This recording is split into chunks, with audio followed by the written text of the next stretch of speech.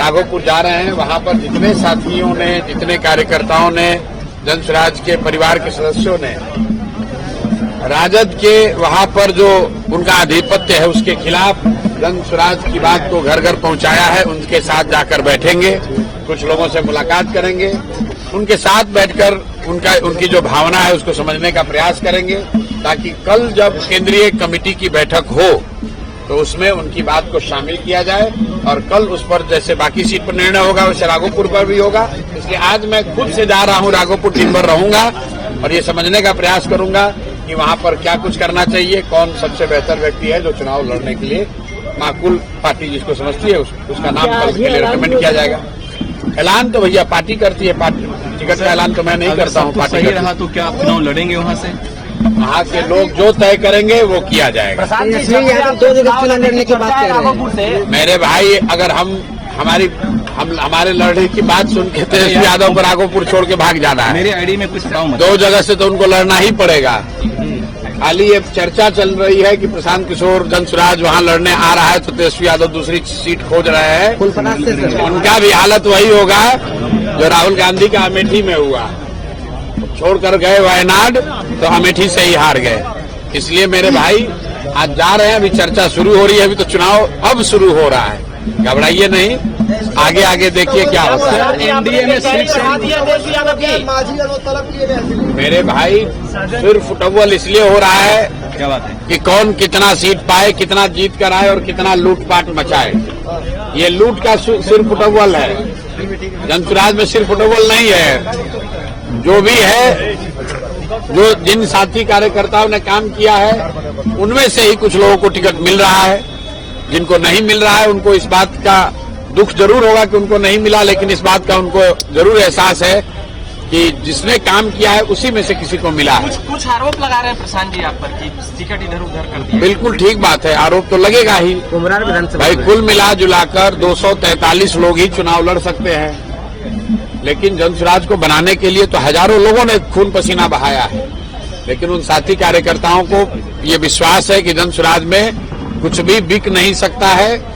चयन में सही गलत हो सकता है, आप उससे सहमत असहमत हो सकते हैं, लेकिन अपना परिवार है। जो लोग अगर कुछ असहमत भी होंगे उनके साथ बैठकर बात हो जाएगी। आपका साइड इफेक्ट जोरदार है, वहाँ पवन जी ने वापस ले लिया। मेरे भाई, आपका इफेक्ट है, मेरा इफेक्ट कुछ नहीं है। न्यायालय में हमको चुनौती देने वाले अशोक चौधरी ने कहा कि हम अब जनता की अदालत में जाएंगे, तो आपके जरिए मैं पूछना चाहता हूं कि वो घोषित करें कि किस विधानसभा में जनता की अदालत में आ रहे हैं।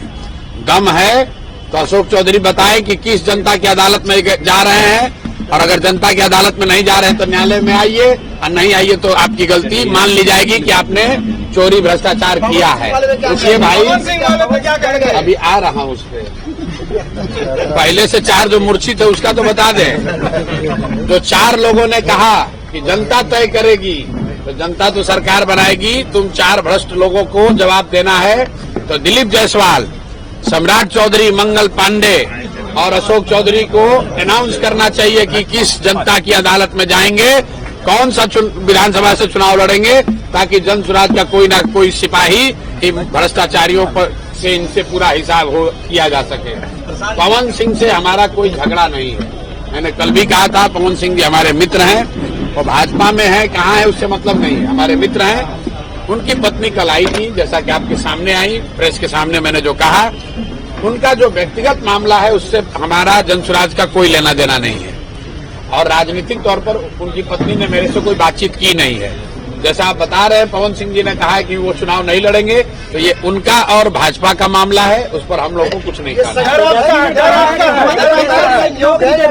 अब भाई ये डर है कि क्या है, ये तो जाके आप उनसे पूछिए, अशोक चौधरी से पूछिए कि ये डर है कि प्रशांत किशोर का डर है कि तुम्हारे अपने किए गए भ्रष्टाचार का डर है। डर आदमी को अपने कर्मों का होता है। अगर आप गलत काम करेंगे तो आपको डर लगेगा। हम लोग गलत काम नहीं करते हैं, कोई डरने की बात नहीं है। आपसे डर गया, हमसे क्यों डरेंगे भाई? हमारे कोई पवन सिंह से थोड़ी झगड़ा है, हमारा पवन सिंह से कोई झगड़ा नहीं, हमारे मित्र है।